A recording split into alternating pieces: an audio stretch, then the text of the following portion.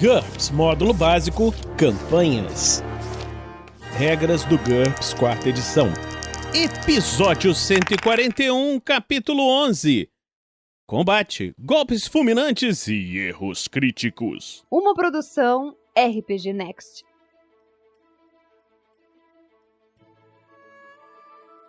Fala galera, aqui quem fala é Vinícius Watzel e estamos agora continuando aqui junto com o Heitor Fraga, lá do Bar da Barda, o capítulo de combate. E aí, Heitor, tudo bem? Tudo jóia, Vinícius. De novo, muito obrigado pelo convite. Tá tudo certo por aí? Tudo tranquilo. Vamos falar agora dos momentos mágicos de uma campanha de RPG, os golpes fulminantes e erros críticos.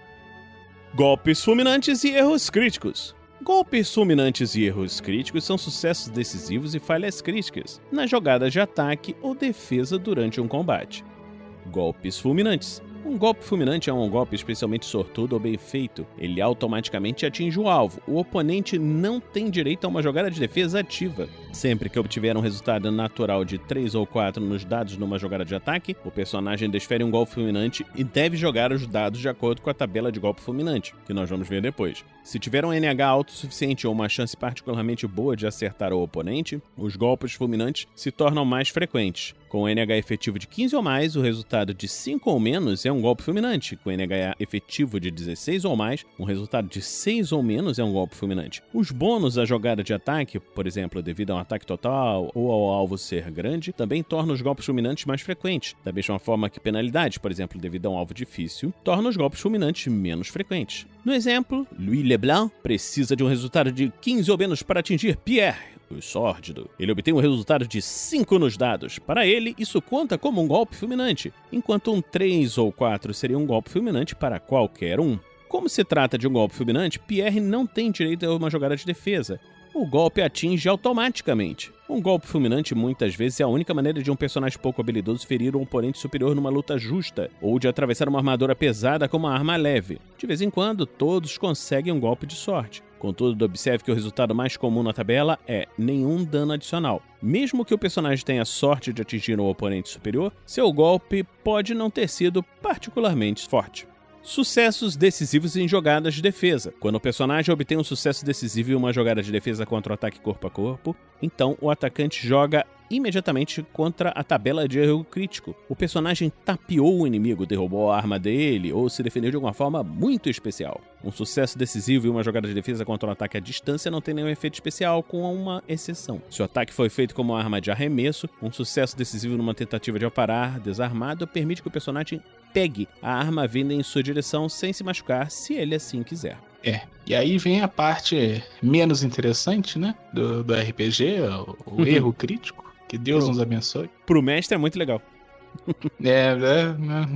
Olha, o erro crítico é o seguinte, ele é o oposto do golpe fulminante, obviamente. É, o erro crítico. Um personagem obtém um erro crítico quando ele fracassa feio em uma jogada de ataque ou de defesa. Ele pode quebrar armas, jogar acidentalmente para longe ou até mesmo atingir a si próprio no pé e fazer um buraco.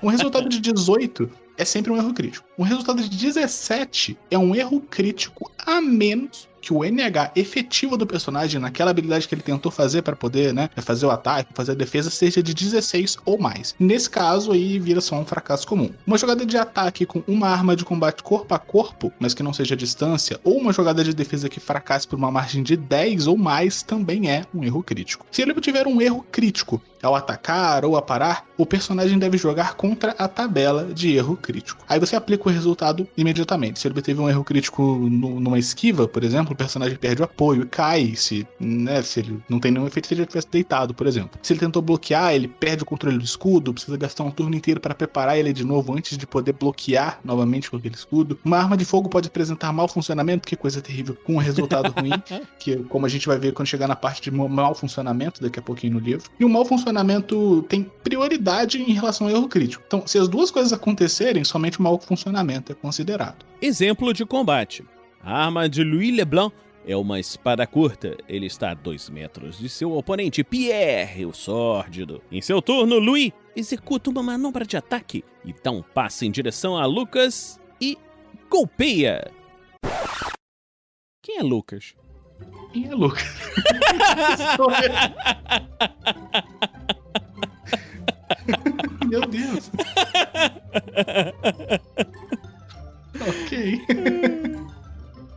o Lucas aparece ali embaixo de novo. Tem mais coisa. Como de onde eles tiraram o Lucas? Caramba. Tá bom, vamos continuar. Eu vou ler como está no livro.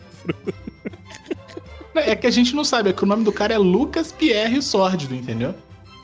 Isso aí deve ter sido na tradução.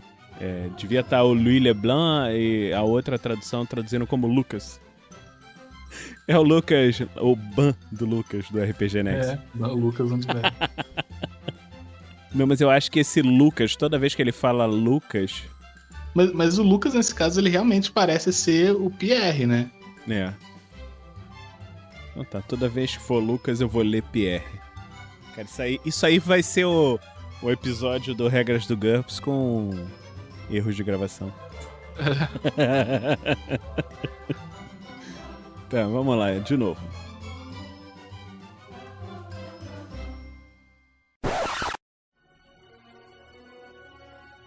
Exemplo de combate. A arma de Louis Leblanc é uma espada curta. Ele está a 2 metros de seu oponente, Pierre, o Sórdido. Em seu turno, Louis executa a manobra ataque, dá um passo em direção a Pierre e golpeia. Louis tem espadas curtas 15 e não há condições adversas que lhe tragam penalidades. Portanto, ele precisa de um resultado de 15 ou menos para atingir. Ele desfere o golpe e obtém um resultado de 13, atingindo o alvo.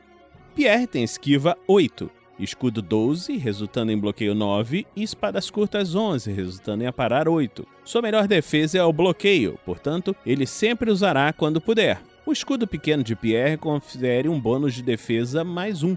Nós vimos isso quando falamos sobre escudos. Isso aumenta todas as suas defesas em 1. Sendo assim, a defesa de bloqueio de Pierre é de 9 mais 1, ou 10. Ou ainda 11 se ele tiver em retirada. Se ele bloquear em retirada e obtiver um resultado de 11 ou menos nos dados, ele será capaz de defender o golpe preciso deferido por Louis. Contudo, ele obtém um 12. Que pena! Pierre foi atingido. Embora os cálculos de combate pareçam complexos de início, durante a sessão é possível perceber que eles são, na verdade, bastante simples. O atacante faz um teste contra o CNH, como mostrado na sua planilha de personagem. O defensor soma as suas opções de defesa, como mostrado em sua planilha de personagem, e faz o teste quanto ao valor total. Só isso. Continuando com o exemplo. Louis estava atacando Pierre e atingiu o golpe, enquanto Pierre não conseguiu se defender. Agora Louis deve fazer sua avaliação de dano. O jogador já havia preenchido o dano causado pela espada curta em sua planilha de personagem. Ele tem ST11, portanto seu golpe de balanço causa 1D mais 1. Ele joga um dado e obtém um 4, adicionando 1, temos um total de 5 e esse é o dano básico. Contudo, Pierre está vestindo uma túnica de RD1, ele subtrai 1 do dano básico. Apenas 4 pontos de dano penetraram na sua armadura. Uma espada curta causa dano por corte, com um modificador de ferimento de vezes 1,5, que se aplica ao dano penetrante. Assim, Pierre sofre 6 pontos de dano. Um golpe desses poderia ter derrubado um homem mais fraco. Triste, mas verdade. Uma boa espadada pode acabar com uma luta. O mestre subtrai 6 pontos de vida de Pierre e, para a sorte dele, esse valor não é mais do que a metade de seus 12 pontos de vida inicial. Então ele não precisa fazer um teste para saber se foi nocauteado ou se foi atordoado. Entretanto, se ele decidir atacar no próximo turno, sofrerá uma penalidade devido ao choque de menos 4 ou igual aos pontos de vida perdidos, o que for menor. Como ele perdeu 6 pontos de vida, sofrerá uma penalidade de menos 4 nas perícias apropriadas. E a luta continua. Bom, vamos falar agora sobre outras ações em combate. Os combatentes eles podem executar outras ações que não sejam só atacar e se mover. Ações físicas geralmente exigem manobras de preparar, enquanto ações mentais exigem manobras de concentrar. Sobre preparar armas e outros equipamentos. Um item preparado é um item que está em mãos e pronto para ser usado. Uma arma ou algum outro dispositivo que esteja despreparado, se estiver no coldre, por exemplo, na bainha, no bolso, no cinto, na mochila, ou se estiver no chão, em cima de uma mesa, por exemplo. Normalmente, uma única manobra preparar é suficiente para preparar um item que esteja no cinto, no bolso, na bainha, na aljava, no coldre, preso nas costas. Se ele estiver parado, uma única manobra preparar permite que o personagem prepare um item que esteja sobre uma mesa, prateleira, cabide, etc., contanto que ele esteja ao alcance do personagem dentro de 1 metro, né, que ele não tenha que se mover para poder pegar ele. Uma única manobra de preparar permite que o personagem aceite um item que outra pessoa está entregando em suas mãos. E ele deve estar suficientemente perto para alcançar o personagem, até 1 metro para um humano médio, e também deve ter escolhido a manobra preparar em seu turno para poder entregar o item. Os dois devem ficar parados. Observe que não é possível trocar 2 itens simultaneamente. Cada objeto trocado requer uma manobra preparar separada de cada pessoa envolvida. Lembrando que essas são regras para combate. Óbvio que 2 pessoas andando pela rua conseguem, né, ficar trocando coisas uma com a outra sem problemas e ter que fazer nenhum tipo de rolagem. E aí seguem algumas regras adicionais. Apanhar um objeto do chão. O personagem precisa estar ajoelhado, rastejando, sentado ou deitado para fazer isso, a menos que ele tenha braços com um alcance de 2 metros. Se ele estiver de pé, ele precisa primeiro executar a manobra mudança de posição para se ajoelhar, sentar, etc. Preparar uma arma. Um personagem só pode atacar ou aparar com uma arma que estiver em suas mãos e preparada para usar. Algumas armas também precisam ser preparadas novamente depois de cada ataque. Então, por exemplo, um machado de haste, ele tem que ser preparado de novo depois de cada golpe, porque a sua cinética tende a levá-lo para longe. Um negócio gigantesco, você bate, ele quase escapa da sua mão. Aí você consulta a tabela de armas bonitinho no capítulo 8 para saber quais são as armas que precisam ser preparadas depois de usar. Está tudo escrito lá. Recarregar uma arma. Isso requer algumas manobras preparar consecutivas. O número de manobras preparar necessárias se encontra entre parênteses depois da estatística de tiros daquela arma específica. Então, por exemplo, um arco longo requer 2 manobras preparar. Uma para preparar a flecha removendo-a da aljava e outra para posicioná-la na corda e puxar. Então, para você poder disparar depois de ter... Você dispara uma flecha, para você poder botar outra flecha, você precisa de 2 turnos preparando aquilo. No terceiro turno, o personagem pode então fazer uma manobra de mira ou realizar um ataque. Preparar um escudo ou uma capa. Um escudo ou uma capa no chão ou nas costas precisa de um número de manobras preparar igual ao seu bônus de defesa para prepará-lo para o combate. Ao mesmo tempo é necessário para vestir a capa ou prender novamente o escudo nas costas, embora seja possível só largar eles no chão com uma manobra simples de preparar. Não é uma ação livre, para você soltar um escudo não é uma ação livre. Para fins de preparo, considere um broquel como uma arma e não um escudo. Ações prolongadas. Muitas ações físicas levam mais de 1 segundo para serem terminadas. Então, em combate, se adota a manobra preparar a cada turno até completar aquela tarefa. Essa não é uma manobra específica, mas uma escolha genérica que permite ao personagem realizar 1 segundo de uma atividade que demora vários segundos. O mestre é quem decide quantos turnos cada ação demora, e a gente vai ver a seguir ações prolongadas comuns, para ter alguns exemplos disso. Algumas ações, como empilhar pedras para subir em cima, por exemplo, podem ser interrompidas se elas forem necessárias, enquanto outras, como uma magia ritualística, por exemplo, não podem ser interrompidas. Se elas forem, vão ter que ser iniciadas do zero, tudo de novo. Se uma ação levar muito tempo, o jogador pode ajudar o mestre a acompanhar os eventos contando os segundos a cada vez que seu turno é anunciado. Então, por exemplo, para recarregar uma arma, o jogador diria recarregando minha arma 1 segundo em seu primeiro turno. E aí ele falaria, recarregando minha arma 2 segundos e terminei no segundo turno. Aqui tem um outro quadro. Quando uma arma está preparada. Uma arma está preparada se estiver nas mãos do personagem pronta para atacar. É necessário um turno para preparar uma arma a partir da bainha. Veja sacar rápido que nós falamos anteriormente. Segue algumas regras especiais. Mudando o alcance. Algumas armas longas exigem um turno de preparação para ajustar seu alcance de 1 metro para 2 metros ou de 2 metros para 3 metros e vice-versa. Uma arma despreparada pode ser preparada para qualquer alcance legal, independentemente de como ela havia sido usada anteriormente. Isso faz parte da manobra preparar. Armas desbalanceadas. Algumas armas grandes e desajeitadas precisam ser preparadas novamente depois de cada golpe, porque sua cinética tende a levá-las para longe, a menos que a ST do personagem seja pelo menos 1,5 vezes o mínimo necessário para manejar a arma. Ela fica despreparada depois de ser usada para atacar, e para usá-la novamente se faz necessária uma manobra preparar. Quando o personagem cai, perde o equilíbrio ou fica atordoado enquanto está empunhando uma arma que precisa de preparação depois de ser usada, ela fica despreparada. Guardando no coldre. Guardar uma pistola no coldre demora 1 segundo. Embainhar. Guardar uma arma na bainha ou em uma alça de cinto demora 2 segundos. Ações prolongadas comuns. Consulte a tabela para obter a duração de algumas ações prolongadas. O personagem deve realizar uma manobra preparar a cada 1 dos segundos. Como seguir na tabela que o Vinícius vai ler agora pra gente. Então, aqui o livro tem uma tabela de ações mais comuns, né, e de exemplos, né? Ação: apanhar um objeto pesado com uma mão, peso até 2 vezes a base de carga, 2 segundos. Apanhar um objeto pesado com 2 mãos, peso até 8 vezes a base de carga, 4 segundos. Abrir uma caixa, pasta, baú, porta, etc. destrancada, 1 segundo. Encontrar um item solto em uma caixa, pasta, mochila, etc. se não estiver escondido, 2D segundos. Encontrar um item em seu próprio bolso, 1D segundos. Escrever um pequeno bilhete, 5 segundos por frase. Ler um pequeno bilhete, 2 segundos por frase. Engolir uma pílula ou poção, 2 segundos. Olha só. Acender uma vela, cigarro, pavio, fósforo, tocha, etc. 2 segundos. Guardar uma arma na bainha ou um item pequeno no bolso, 2 segundos. Revistar uma pessoa que não está resistindo, cuidadosamente. 1 minuto. Vestir uma armadura, 3 segundos por peça. 30 segundos por peça para um traje pressurizado ou traje de combate.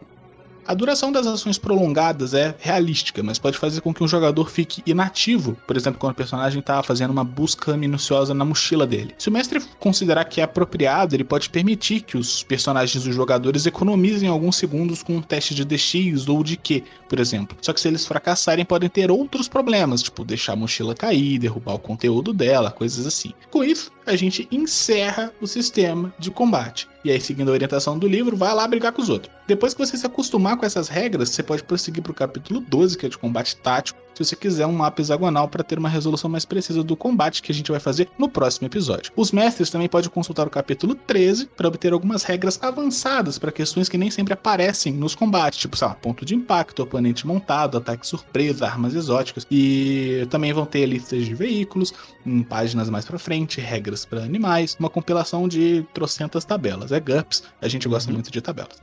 É isso aí. Então, esperamos que você esteja gostando dessa série. O RPG Next conta com o auxílio dos padrinhos para se manter.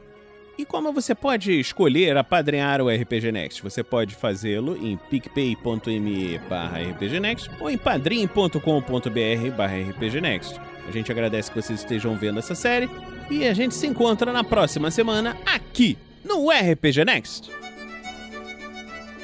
Regras do GURPS, 4ª edição. Músicas por Kevin MacLeod e Scott Buckley. Uma produção RPG Next.